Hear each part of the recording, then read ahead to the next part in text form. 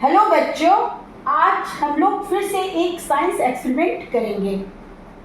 Science experiment में मैं आपको वही एक्सपेरिमेंट सिखाती हूँ बच्चों, जिसको कि आप बहुत आसानी से घर में करके देख सकते हैं।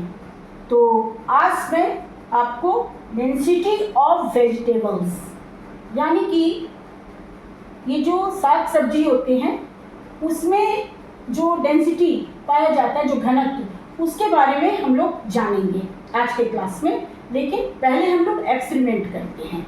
तो चलिए मैं एक्सपेरिमेंट करके दिखाती हूँ बच्चों। इस प्रयोग को करने के लिए हमें कांच का 2 ग्लास लेना होगा और इसमें इन दोनों ही ग्लास में मैं सादा पानी डाल रही हूँ। पानी थोड़ा सा ज़्यादा है।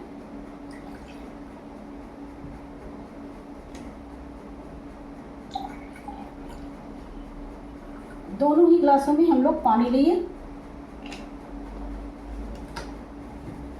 अब यहाँ पर आप देखिए कि लगभग एक बराबर दोनों ही ग्लास में पानी है बच्चों। अब मैंने कुछ वेजिटेबल्स लिया है, कुछ सब्जी। ये जो सब्जी मेरे पास उपलब्ध था बच्चों घर में, उसे ही मैं लेके आई हूँ। ये झींगा है, ये एक भिंडी, ये आलू और ये हाफ बैगन। पूरा बैगन था नहीं बच्चों मेरे पास, हाफ बैगन है। और ये देखिए ये लौकी है। आपके पास जो भी सब्जी घर में हो उससे आप ये एक्सपेरिमेंट करके देख सकते हैं। अब चलिए आपके सामने मैं ये सब्जी एक एक टुकड़ा इसका काट के इसमें डालूंगी और देखूंगी कि क्या होता है।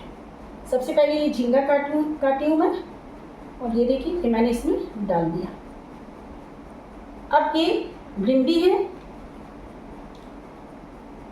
और ये भिंडी भी मैंने डाल दिया। चलिए अब थोड़ा बैगन का टुकड़ा भी हम लोग काट के इसमें डालते हैं। ये बैगन है और ये बैगन भी मैंने डाल दिया।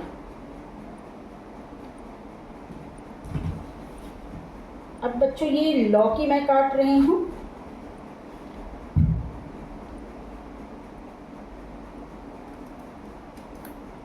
ये देखिए मैंने लौकी का टुकड़ा लिया है और इसे भी मैं यहाँ पानी में डाल दे रही हूँ।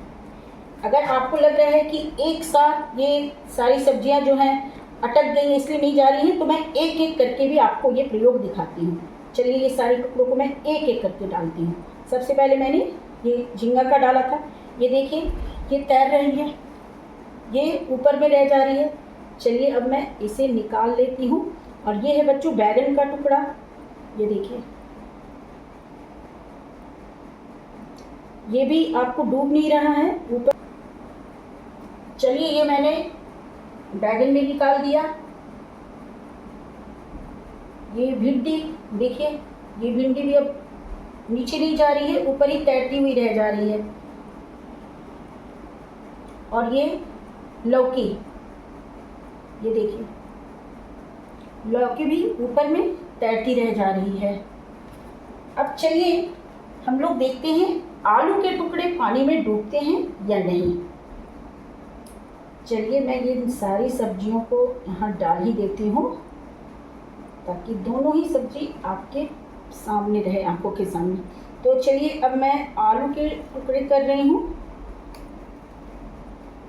और इसे देखती हूँ कि ये तैरती है या डूब जाती है।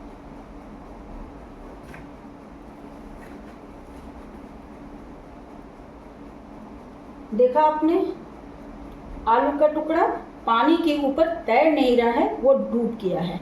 जबकि बाकी सब्जियां जो हैं पानी के ऊपर तैर रही हैं और आलू का टुकड़ा सीधी नीचे जाके डूब गया है।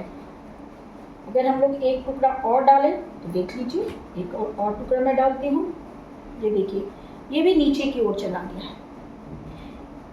तो अब आलू का टुकड़ा पानी में डूब जाता है और बाकी जो 3-4 सब्जियां मैं डाली हूँ वो ऊपर तैरती रह जाता है। बच्चों इसका बहुत ही सीधा सिंपल सा वैज्ञानिक कारण है, जिसे कि मैं आपको विस्तार से अभी समझा देती हूँ। सबसे पहले तो बच्चों आप ये समझिए कि लौकी, बैगन, झींगा यानी कि नेनुआ, भिंडी, और आलू के पानी में डूबने या नहीं डूबने का कारण उनके घनत्व यानी कि डेंसिटी में अंतर है। घनत्व को हम लोग इंग्लिश में डेंसिटी बोलते हैं।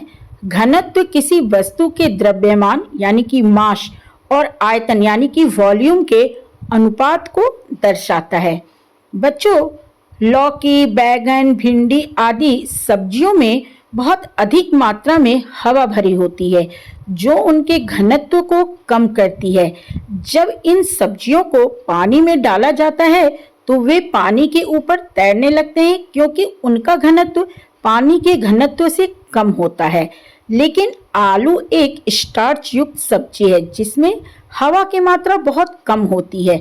आलू का घनत्व पानी के घनत्व से अधिक होता है जिसके कारण यह पानी में डूब जाता है। तो इस प्रकार बच्चों, जब कोई भी वस्तु पानी में तैरती या डूबती है तो यह उसके घनत्व पर यानी कि डेंसिटी पर निर्भर करता है। यदि वस्तु का घनत्व पानी के घनत्व से कम होता है तो वह वस्तु तैरती है, और यदि वस्तु का घनत्व पानी के घनत्व से अधिक होता है तो वह वस्तु डूब जाती है।